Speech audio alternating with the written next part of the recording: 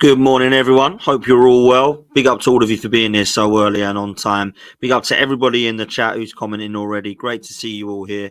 I hope you're going to have a wonderful day. I hope you've got good things planned. If you're on your way to work, big up to you. I hope you have a good day. And if you're listening on catch up, then big up to you. And I hope your day's been great. Make sure you catch up with last night's show. It was an absolute cracker. Covered so many topics. It's one of the best shows we've done in a very, very long time with an unbelievably elite panel. So please make sure that you go and check that one out. Make sure you hit subscribe. That's the first button I want you to hit. I want you to get us up to 30k together and be part of that community, which of course is our next target. So please make sure that you have hit the subscribe button, which is absolutely free, and you've hit the like on this video. We're trying to get the likes up as best as we can, because as you know, that then grows the channel and starts to put our content out there. So that's what we want to be doing together as a community, is sharing all of this content with as many people that are into football as possible. So please make sure that you do those two things, which are very, very simple and quick and free to do. So please make sure you hit the like and subscribe before you go anywhere. Good morning to everybody that is in the chat. Good morning to my mum. Good morning to Greenyman. Good morning to Ash. Good morning to Tony. Good morning to Matt. Good morning to Desi, and good morning to everybody that is also listening, and of course that are listening on catch up. Listen, we're going to be talking transfers again, and there's quite a few rumours today actually around the world of football, not just in the Premier League, which I think will have a definite knock-on effect, potentially domino effect for the Premier League clubs. It's always amazing where a club like Barcelona make a signing which you think has absolutely nothing to do with your football club, and all of a sudden you might be linked with one of the players that they are now looking to replace. So that's what's so great about transfers. So please make sure that you're tuned in and locked in for this morning's chat. Going to be back tonight as well with an Arsenal show, so please make sure that you are in for that one. That is going to be at 7 p.m. before the football, which of course is back tonight, the Euros. So between 7 p.m. and 8 p.m. you'll be with us live, and then you can go and watch the Spain-France game, which is tonight. So that will be very interesting indeed. I am looking forward to that one.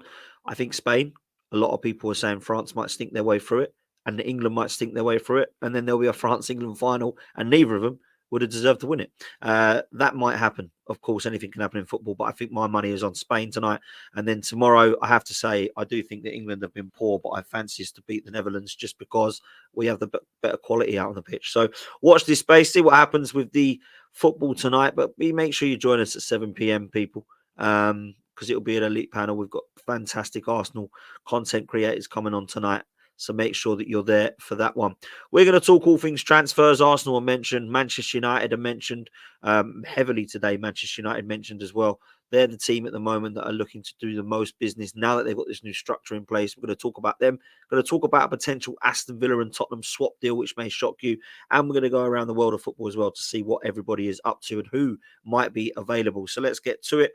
We are going to talk first of all with the first morning story. We have spoken about this before, but Manchester United and Arsenal are both very, very keen on Marc Guehi. Now, he is a player that I really like, and apparently Arsenal and United are both on high alert because Marc Guehi is set to reject a Crystal Palace new contract offer. Now, for those of you that know D quite well on this channel, the Crystal Palace rep that we have, fantastic content creator. Make sure you go check D Palace out, back of the Nest podcast.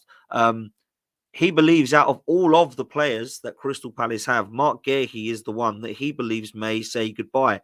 Now, they've got Elise that's now gone to Bayern Munich, Eze linked with a move away, and of course, Marc Guehi.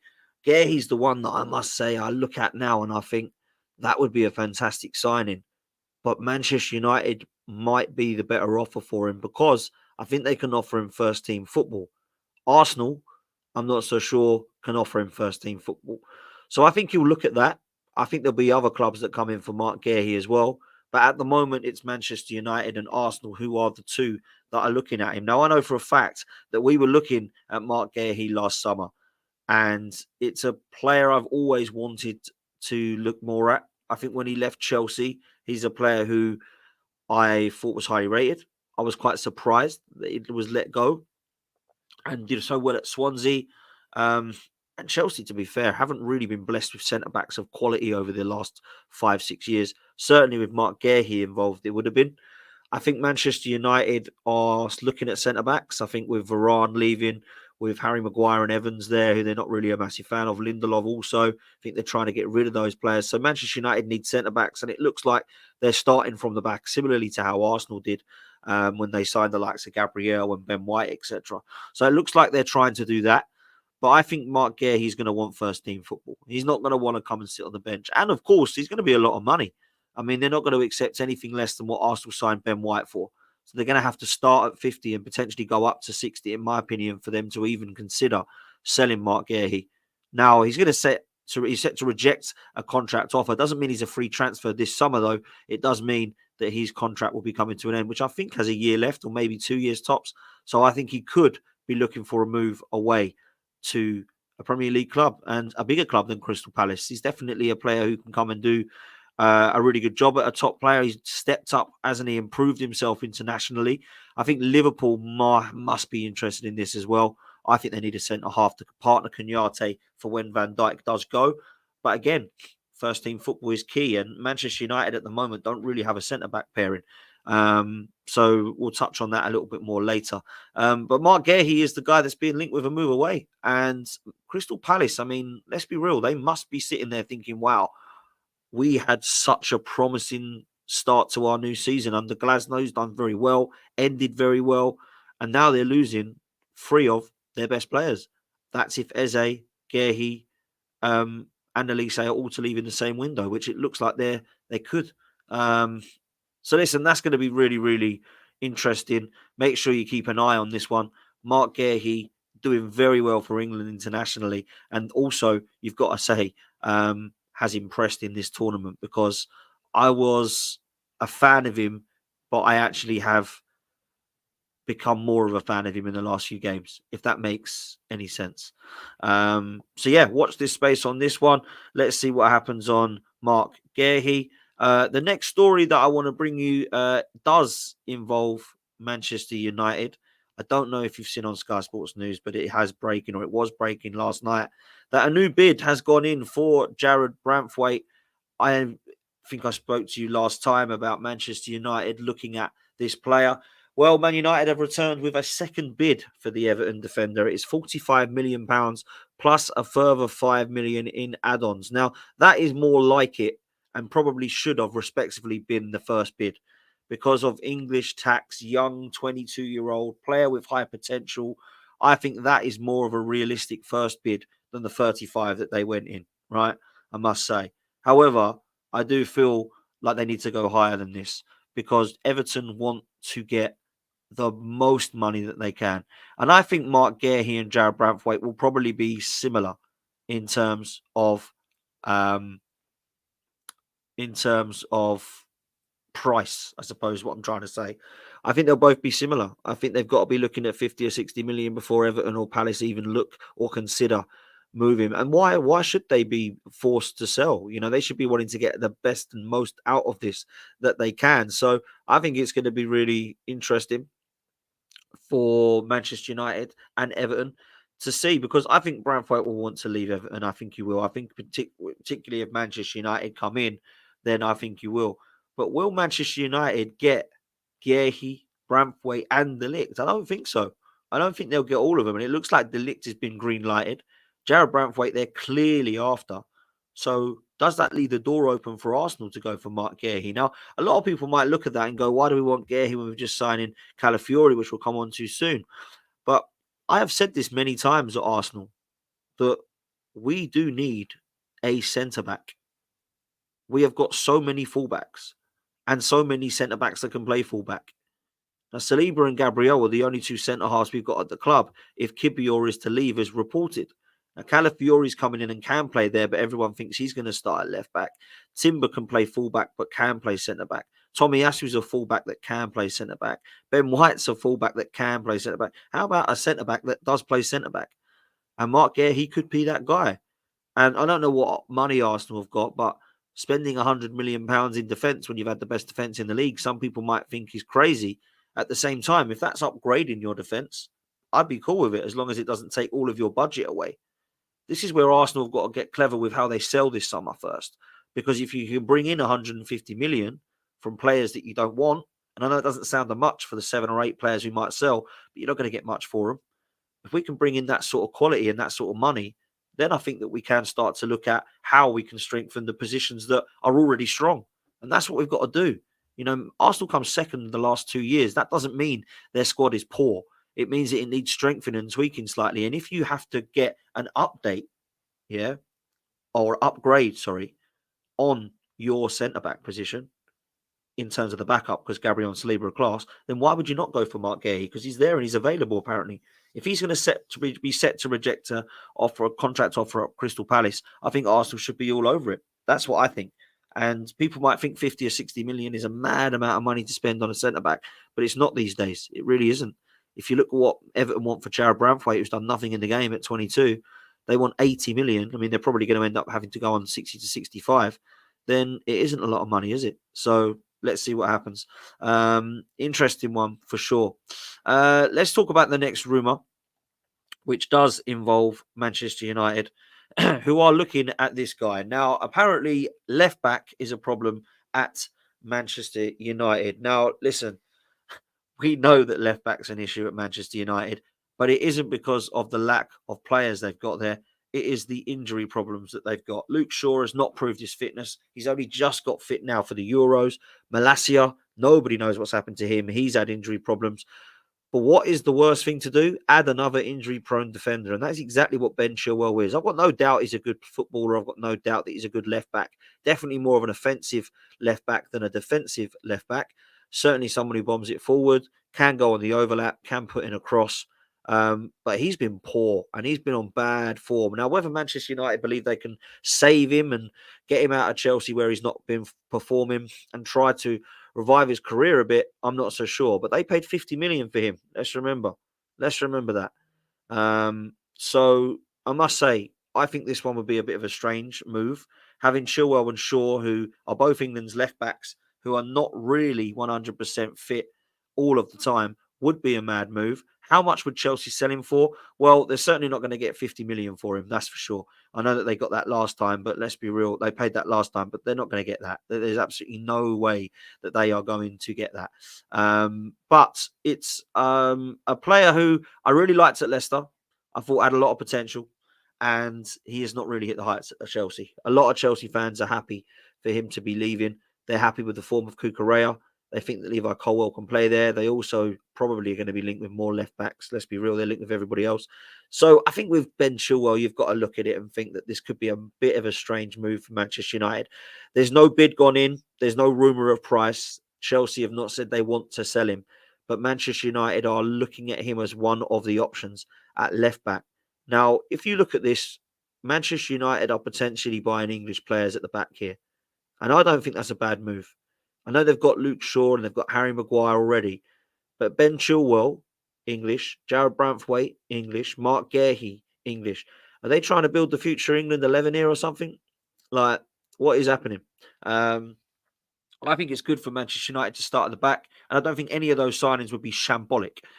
Depends how much you're signing Chilwell for. If you're getting him for 25, 30 million, might not be that bad of a signing. But if you're going to be paying ridiculous amount of money, then yeah, I'd stay well clear. But certainly Jarrad Branthwaite and Marc Guehi are two players that are Premier League proven and are showing very, very much so what they can do potentially. So I don't think that would be such a bad move for them. So let's see what happens there. So that one, I think we have to keep an eye on and see how interested Manchester United will become. So that's where we're at with Ben Chilwell. Let's talk about this guy. It's being reported, of course, closer and closer and closer now that Zirkzee is going to be a Manchester United player. And today, the Mail is reporting that Manchester United are expecting to meet the release clause for the Netherlands forward, who is 23 years old, and Bologna, there's nothing much they can do about it. It's a £34 million release clause, and that is not a lot of money. Let's be real. If that was not to work out, you wouldn't go, oh my God, what are Man United doing? What a waste of money. Now, whether that means he complements Rasmus Højlund, whether it means he replaces Rasmus Højlund, I have no idea. But I don't know enough about Zirkzee to believe that he is this top talent that can take Manchester United forward. Now, it sounds very similar to the signing of Rasmus Højlund, who was signed from Atlanta, who didn't really score many goals, but done better for maybe country than club at the time that Manchester United signed him. But you can see at least that Højlund's got something about him. He's young, he's raw, he's got to learn a lot. And I just feel like Zirkzee might be in a similar mould, if I'm honest with you. Not in terms of the same attributes, but the same type of signing. Young, unproven, raw, has a lot to learn. Maybe they'll work together. Maybe they could learn off of each other. But I think Manchester United really need to be going for a striker that's going to come in and be ready now. I don't think Manchester United can look to the future too much. They've been waiting way too long. It's been a decade or over a decade now, since Manchester United have won a Premier League. That is unheard of. And you can't be building for the future, in my opinion. You need to be looking at 23, 24, 25, 26, 27-year-old players that are all Premier League proven or at least ready in their leagues to come and do the business now. And I think by getting at players like Zirkzee, I'm not so sure they can do it. But listen, we've seen players come over that are young before that have lit the place up. So let's see what happens with Zirkzee. I'm interested myself. United, however, are looking to deliberate over whether it's worth triggering that release clause or negotiating a higher fee that would be paid over installments. So they might pay, I don't know, £40 million, but pay that over a longer period of time. Surely it's easier to just go and release that clause so that there's not much you can do about it other than agree personal terms. That's the way I see it. So let's see what happens on Zirkzee. Let's talk about this guy. We've spoken about him for the last couple of days, and it looks now that he's going to get his move. Mason Greenwood, apparently, according to the Mirror, is set to join Marseille in a permanent deal. Manchester United are moving closer to selling the 22-year-old, and it's going to be reported of £35 million.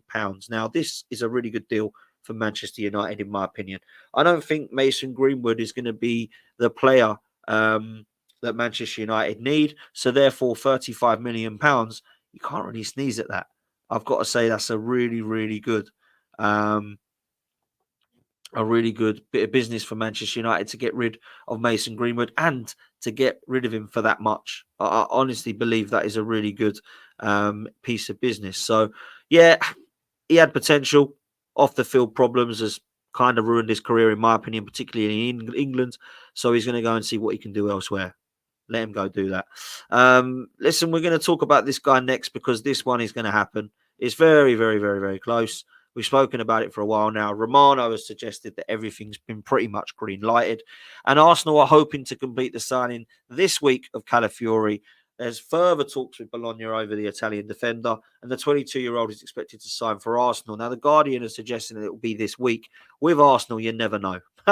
You never know how long these take. I have to say, I think Edu and Arteta, I like a lot of what they've done, but they're negotiating at times. You think, wow, how long does it take?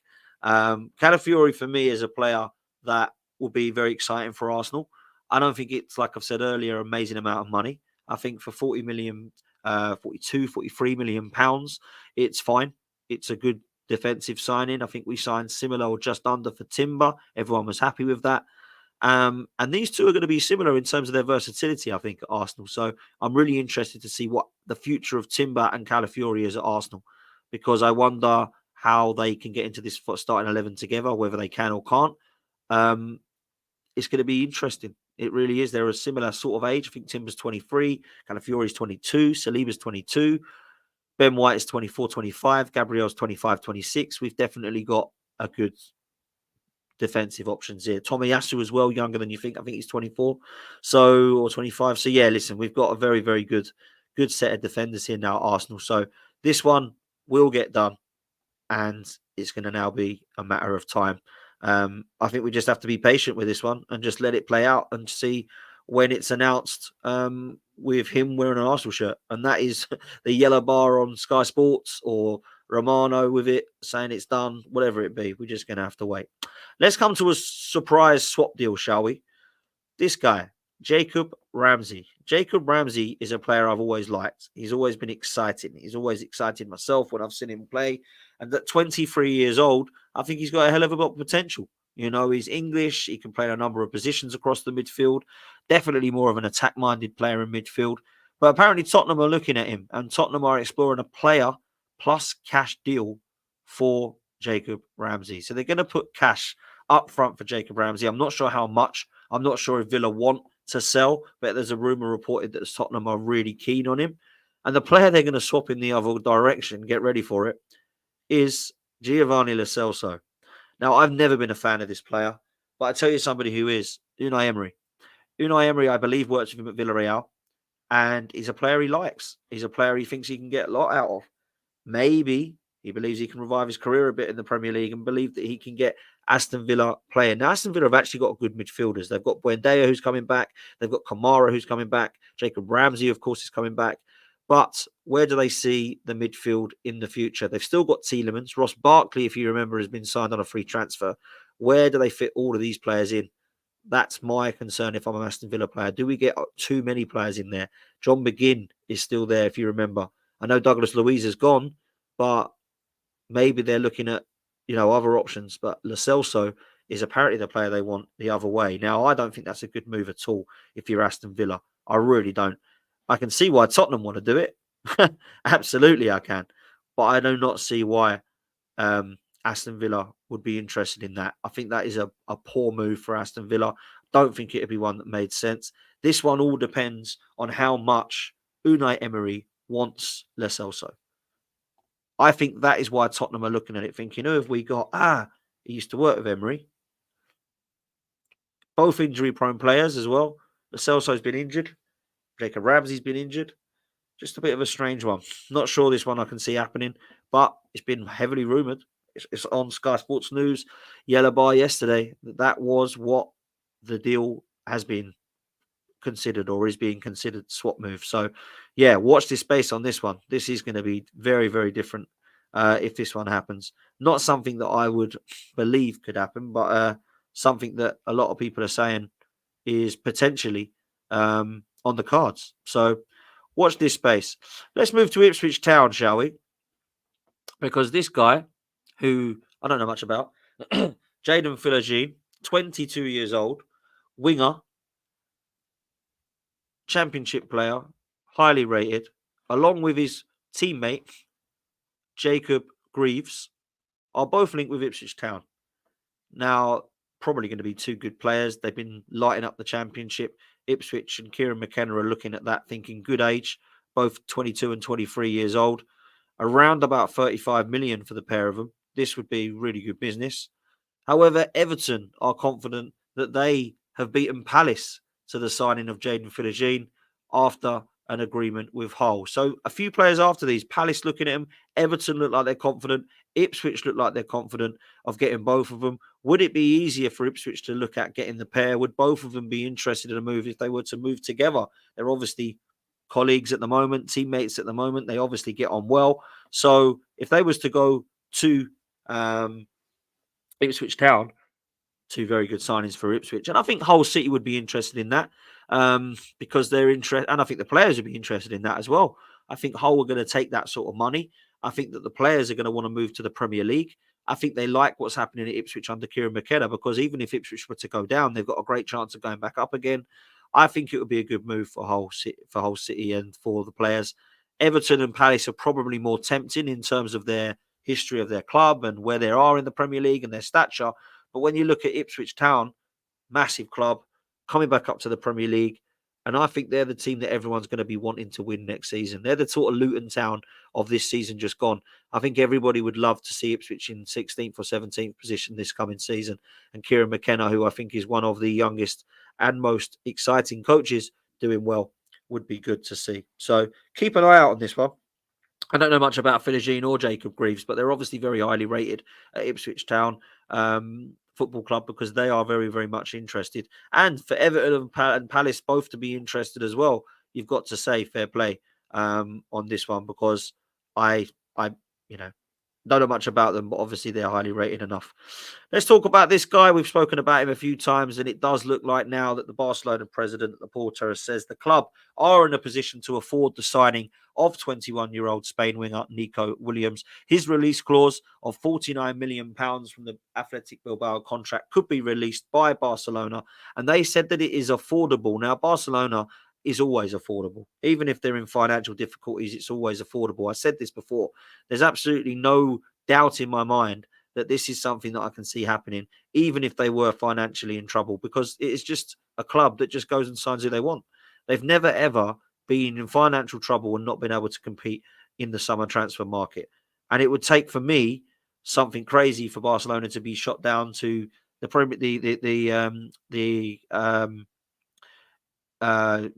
second division or something like that for me to be shocked about this, because financially they're never going to be in trouble. Real Madrid likewise, over there it's dodgier. That's all I'll say. So I can see this one happening. It's not a lot of money, by the way. £49 million is not a lot of money. And it's a release clause that I expect to see happening. I don't think it's a player that will come to the Premier League. I really don't. So for £49 million, it's an absolute steal. Let's just call a spade a spade. That is a fantastic piece of business. And it's one that I'd like at Arsenal. But I think Arsenal have other targets, and we'll talk about that tonight for sure. Let's talk about this guy, because Todibo is linked with a move away, was linked with West Ham, was linked with Manchester United. Obviously, there's that problem that Manchester United have in terms of it falling through because he's at Nice, and now Sir Jim Ratcliffe has links with Nice, so that's now going to court about what they can do in terms of player sales or player buys. But it does mean that Todibo won't end up at Manchester United. French defender, 24 years old. He now wants to join Juventus after the move to Manchester United has fallen through. West Ham, I believe, still interested and are preparing a bid. But Juventus is where he would like to go. Now, I don't know how highly rated Todibo is. A lot of people like him and think he's a good player. And again, I've heard good things. I haven't seen enough of him to know what a centre-half he is and how good of a centre-half he is. But I must say that this one, if Juventus want him, I think he'll probably end up going there. Just because West Ham, let's be real, it's not quite as tempting, perhaps, as Juventus over in Turin. So I do not expect Todibo to go anywhere in the Premier League if Juventus do want him, because it looks like now he's got his heart set on a move. So let's see what happens there. Going to be interested in that one for sure. A player that a lot of people have spoken about, Manchester United fans saying they really wanted him. West Ham very excited about the links. So I think that's what this one is one to watch. But I think he has got his heart set on Juventus. Let's talk about Leeds, shall we? The reason I want to talk about Leeds is not the players that they are bringing in, but the players that they are looking to sell. And there's 3 of them. Now, a lot of people say that Crescencio Somerville, the 22-year-old French forward, is definitely a French forward. Sorry, he's a Dutch winger. What am I talking about? They're expected to sell him. They're expected to sell Somerville. I don't know where. Brighton are interested. Liverpool was sniffing around. But Somerville is one that is definitely rumoured to leave. Now, it's not just him. Leeds are also rumoured to be selling Jorginho Rutter and Willy Gnonto. Now, I'm a huge fan, if I'm honest, of the 3 of these. I think they are very good players. Whether I think they're good enough for that next level, I'm not so sure. Now, it doesn't show that they're linked with anybody at the moment. There's no heavy rumours about where they're going. But certainly they are players that I like and have liked. And I think if Jorginho Rutter, Willy Gnonto and Somerville are wanting moves away from Leeds, they're going to get some offers. I mean, Gnonto was lighting up the Premier League only last season, before last. Somerville was someone I think we looked at and at Arsenal and thought absolutely destroyed us at the Emirates a couple of times. Now, he obviously won the game, but he was really lighting it up. And Jorginho Rutter has been fantastic for the Premier League. I don't think it really worked for him in the Championship. I don't think it really worked for him in the Premier League, but certainly did work for him in the Championship. So I think there'll be definite offers for these players. Leeds won't want to sell them for sure, because they want to bring them up next season to the Premier League. And it might be that they just keep hold of them and bring them into the Premier League himself. That's what I'd be wanting to do if I was a Leeds fan.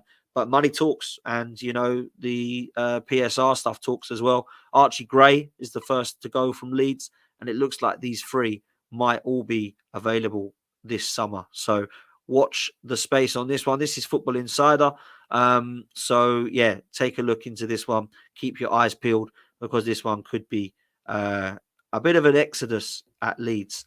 The other place that there could be an exodus is Bayern Munich. Now, we heard about De Ligt. We believe that is a green light, and he's going to be on his way for £40 million to Manchester United. Now, it doesn't say that they're in financial difficulties, Bayern Munich, but it does say that they need to sell players before they can sign anyone else. Now, they have made signings: Elise, Xavi Simons, Paulinho, and a few others, I believe. So they are going to be looking to get rid of some players. Now, these are the players that are apparently being linked with moves away at the moment. De Ligt is one who we've just spoken about, who's obviously on his way to Manchester United. The other player is Kingsley Coman, a player I've rated for a long time, has a few injury problems from what I hear, but definitely someone to keep an eye on and can play, I believe, on both wings. So keep an eye on him. The other one is a player who was so good against Arsenal, home and away in the Champions League. I'm, of course, talking about Goretzka, who I believe now is 29 years old, if I've got that correct. Yeah. Kingsley Coman, 28. De Ligt, 24, still young. Goretzka, 29 years old. He is being linked with a move away, and I was very impressed with him in the Champions League. I think he'd be a fantastic piece of business for somebody. So keep your eyes peeled on this one. The other player, of course, is 29-year-old Joshua Kimmich. He is being linked with moves away to Manchester City and Arsenal, who are both shown interest in him. And I think this would be a phenomenal signing. I really do. Can play right back, can play in the midfield in a couple of areas, either box to box or more defensive minded. I think he's a talent. I really do. I've got a lot of time for him. He's got an experienced head. He's won everything in the game. This would be a fantastic signing if Arsenal were interested. The other player being tipped with a move away, or somebody who's available if somebody wants him, is Serge Gnabry, a player that Arsenal know very, very well, who's 28 years old now. I think he's a player that can be a really good fit for a Premier League club. Plays right and left. Very interesting to see him and his name up. I think he's had a fantastic career over in Germany. At Arsenal, it's probably the one player I look at and think, yeah, we should have kept you. And he was very, very, very highly rated when we had him over at Arsenal. I remember him scoring a goal at Swansea away once, and we thought, yeah, he's ready now to get into the first team. Never really happened for him. And he went over to West Brom on loan. Tony Pulis did absolutely nothing with him. And then he's managed to come over to have a career over at over in Germany, in the Bundesliga. And I think he's been fantastic. So he is a player that is being tipped with a move away. And of course, the other guy who's being linked with a move doesn't really surprise you, this one. It is, of course, Alphonso Davies, who is in talks with Real Madrid. Now, Alphonso Davies is a very, very talented left back, one of the best in the world, considered 23 years old, Canadian left back. They are all among the candidates to leave Bayern Munich. So if any of the clubs are interested in those players, they're the ones they're considering making a move or leaving the club at the moment. So make sure that you're all over this. Make sure you get an understanding of who is and isn't available at Bayern Munich. It looks like De Ligt's green lighted. I can see Davies going to Real Madrid, but does anybody see moves for Coman, Goretzka, Kimmich, or Gnabry? Let's see. We're going to have to keep our eyes on this one and keep an eye on what's happening elsewhere in Europe. Listen, that comes to an end for this morning's show. Lots of news in Europe this morning, which definitely has got some ears pricked up, let's say. There will be a domino effect for sure. If somebody signs someone in Spain, that sometimes affects what happens in England. So keep your eyes peeled on this one. I think it's going to be a real interesting transfer window, one that I think will start to hot up now that players are starting to return from both the Copa America and the Euros. That is back tonight. Spain versus France. Tomorrow is England versus Netherlands. So we're going to do some reaction from that as well on the channel. We'll be back tonight, though, at 7 o'clock for an Arsenal transfer show with some Arsenal content creators. So please make sure you're there. Hit the notification bell and it will tell you when we're on. You will not miss a show. And then, yeah, listen, 8:30 every morning, bringing you all the transfer news. It will continue when the transfer window shuts. It will be called the morning news show as opposed to the morning transfer show. So make sure you hit a like on this. Make sure you're subscribed. It's absolutely free. Please hit the subscribe button and the like button. Two things that are free. And make sure you check out last night. PWY has said that it was a classic. It was an absolute classic show last night. So please make sure you go catch up with that one. It's the last video on this one, the Transfer Talk Show. And that had a brilliant panel. I've got to say, big up to all of those boys that come on. It was a real lit panel and a fantastic debate and discussion. And everyone actually messaged me afterwards saying that was so enjoyable. It was one of the best ones they've done in a while. So make sure you've hit the like on this one and go and watch the next one, people. Listen, I hope you have a fantastic rest of your day. Whatever you're going to get up to, please enjoy it and make sure that you come back and join us later on Myself and lead judges will be on later on, probably early evening tonight, and I'm over on the football terrace later. So that will be good content for you guys to watch. So please make sure that you've hit a like and subscribe on this one, and we will see you next time. Take it easy, people. Laters.